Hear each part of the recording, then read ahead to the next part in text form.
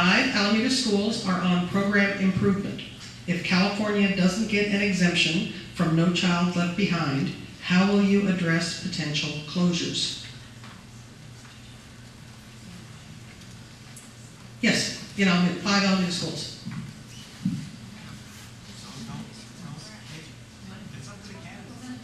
Okay, yeah, exactly. Okay, Mr. Murphy.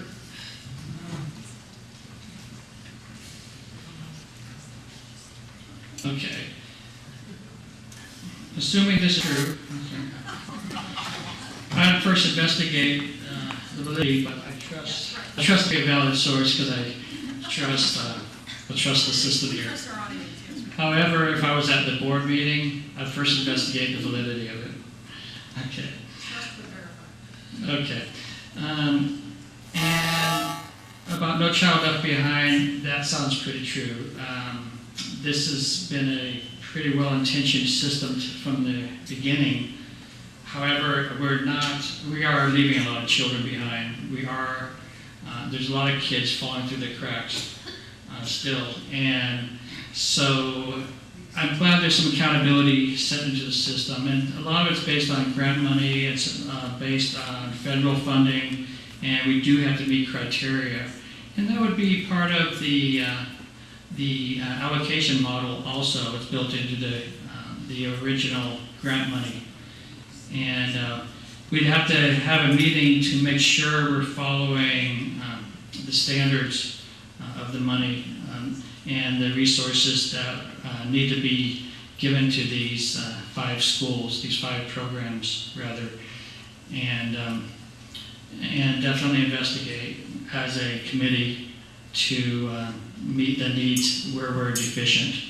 And we have to definitely develop a plan of how we're going to improve to get these off the charts. It's sort of like accreditation. And I've been involved with accreditation committees, and we have to develop a plan that's how we're going to improve. Thank you. Kurt Peterson.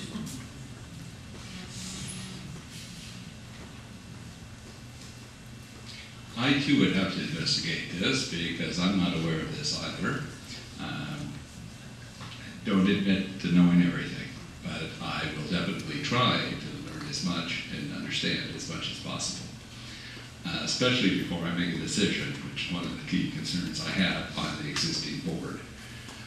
Don't analyze and don't question nearly as much as they need to, but I'm a strong supporter as far as No Child Left Behind. I think, that those are the critical ones. Those are ones that you have to make sure don't fall behind, because statistics, say, people that are less fortunate fall behind often fall into a bad element.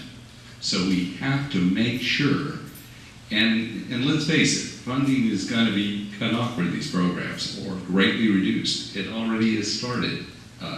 We can hope that the measures passed give us extra funding, but we have to take into consideration that it very well might not take place. So we're going to have to make tough decisions. I think this is a personal one that I would not compromise, or I would absolutely, at the very last case, compromise on. But I think it's crucial for the needy to be given a fair chance to succeed. And I've always felt that way.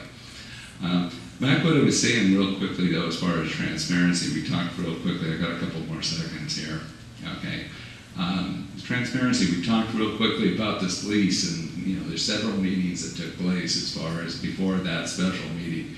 Yeah, the one that actually, the information when the staff said we researched the school properties possibly to use those, the city property to use those. That also took place, that presentation, on a special meeting on June 4th, which is a Monday evening.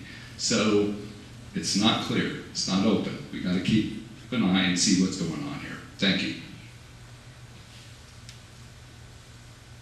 Trish Spencer.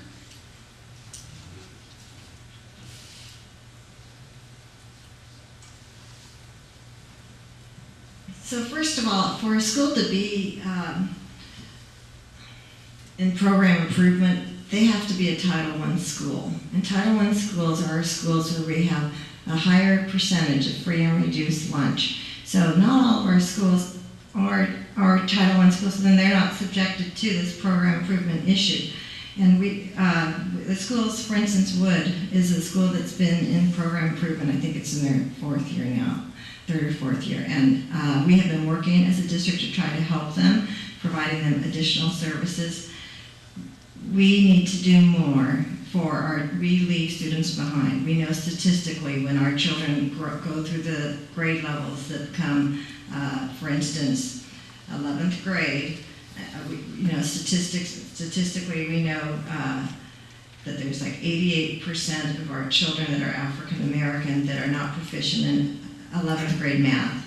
We have very high numbers of that. We do have this achievement gap where we are not serving our students well. And unfortunately, these are the low socioeconomic students in our community, and that's why they're classified as this Title I, and then they're subjected to this program improvement issue. And so we have tried as a community to improve the services to help all of our students progress. One thing that happened recently was we had Chipman was in program improvement, and the board voted to think what can you do when the school's in program improvement. One of the things you can do that this board did was we changed Chipman from a traditional middle school to a charter school. Now that is an option. It's something that I voted against. I am concerned about just washing my hands of these students that we're leaving behind, and we really need to address the issue here as our board. They are improving though now, so it's working out, but it takes time. And we need to really improve the services to help all of our students so that we reduce the number of students that are targeted for this, but we also need to be aware that it is only those schools that are in Title I schools that have this. Thanks. Thank you. Ron Mooney.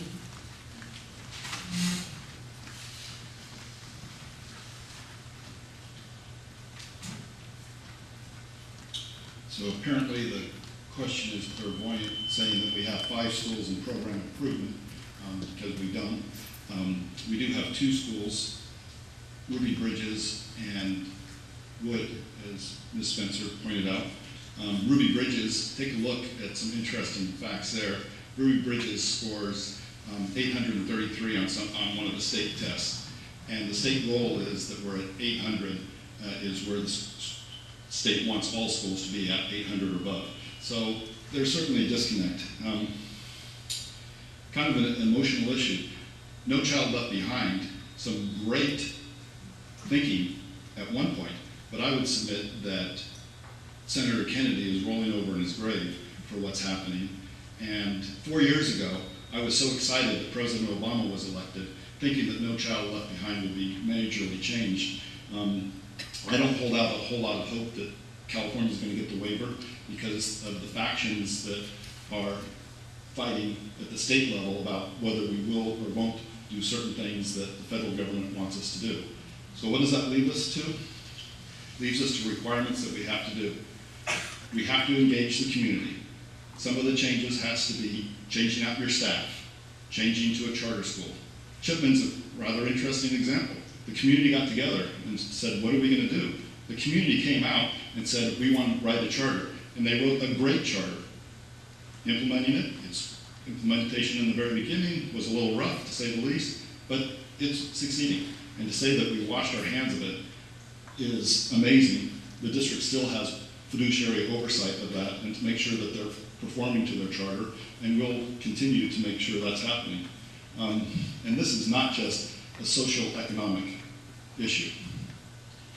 African American and Latinos, especially males, is where the service gap is. And we have to keep focusing on making sure that we're achieving, that they are making achievements and we're helping them become productive citizens. So the goals that are in there is one thing, but with a heavy heart, I'll actually have to follow the law, which may include closing schools and restructuring schools.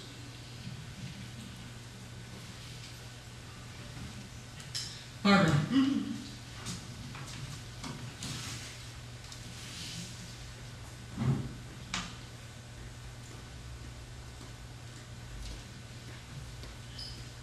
when, it's in the right place, when No Child Left Behind was passed, my little heart was elated because I thought we are now going to look at the, start over? When No Child Left Behind became law, I was elated because I thought at last we're going to look at the neediest schools, because those are the schools that get neglected, those are the schools that nobody pays attention to, and now we're being forced to do it. It unfortunately has not really worked that way. It may work when it gets fiddled around with a little bit by Congress, but at the moment it's not effective. There's only one school at the moment in Alameda that's in program improvement, and that's Wood School. Chipman was in program improvement, but it became a charter.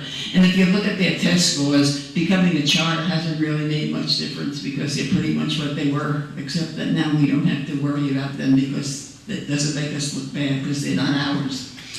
I think that the program improvement issue is closely related to the achievement gap because those are the same children that we're talking about. And I think there's a moral responsibility of every community to take a look at what we're doing in this area. I think we fall very short on this in Alameda. I think that as a board member, I would want to see what limited funds we have be directed in making some real strides in dealing with this issue. In the allocation of the parcel tax money to closing the achievement gap, we funded ROTC, which is fine, and it needed to be needed attention. Hardly closed the achievement gap. We funded additional kindergarten, or we paid back teachers who had been furloughed for kindergarten or the lower grades. But that was across the district. That didn't really deal with the schools where the achievement gap hits you right in the face when you take a look at it. I'll stop. I could go on. It's my big issue.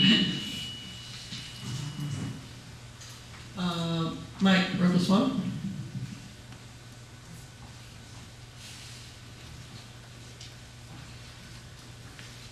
Well, I heard a different question. I heard more or less that if we have to close 5 schools, what are you going to do? So that's the question that I'm going to answer. I'm not going to talk about whether we're in Title I or performance improvement or whatever. Having had one child at NIA Charter School, which is a K through 12, and having served on the Performance Evaluation Committee, I have a very interesting perspective, and I'll share that with you. If we actually had to close 5 schools, which is a huge number for a city so small as us, something would be terribly wrong.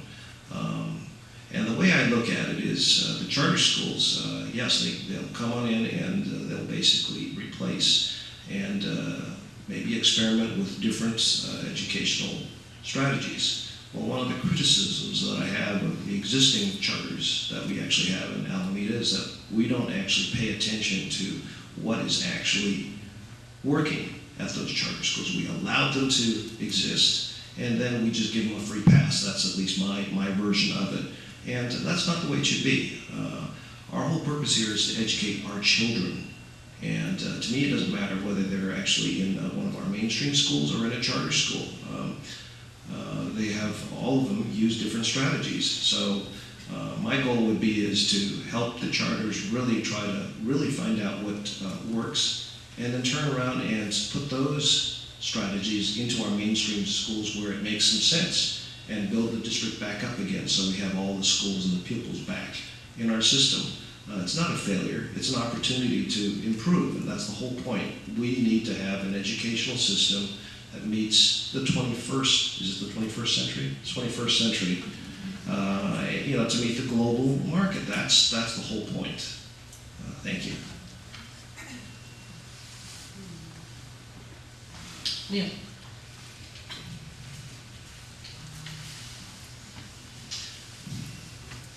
This is always a difficult question. With the principal of Title I school for over 10 years, there are at least 10 criteria that Title I schools must meet, or the program improvement process begins. There's really only 4 Title I schools here in Alameda. Wood, Payton, Ruby Bridges, and Hay. Thank you. What's really interesting, that Ruby Bridges and Hay, Ruby Bridges and Payton have made double digits in their API scores. Yet, if they do not meet the criteria that the federal guidelines states, they then start in program improvement. This has always been a difficult challenge for the staff there. In closing any school, there is always a process to take place. Staff will review the data and provide options. In the past, some of these options are restructuring the school. Another is to develop a district charter school. The last option, which is the one that is the least popular, is closing the school.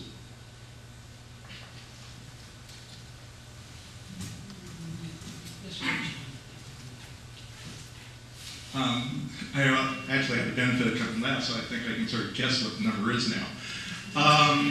Anyway, I'll say one thing. What I actually heard wasn't closing 5 schools. I think the question is more about the No Child Left Behind. For those that have heard me talk before, I'm a very big fan of a woman by the name of Diane Ravitch. She was actually the architect of No Child Left Behind. If you ever read one book about the school system, get her book. She's a current Stanford researcher, called The Death and Life of the American School System. She walks you through architecting this under Clinton administration, then working under the Bush administration about the No Child Left Behind and how she disavows the entire program now.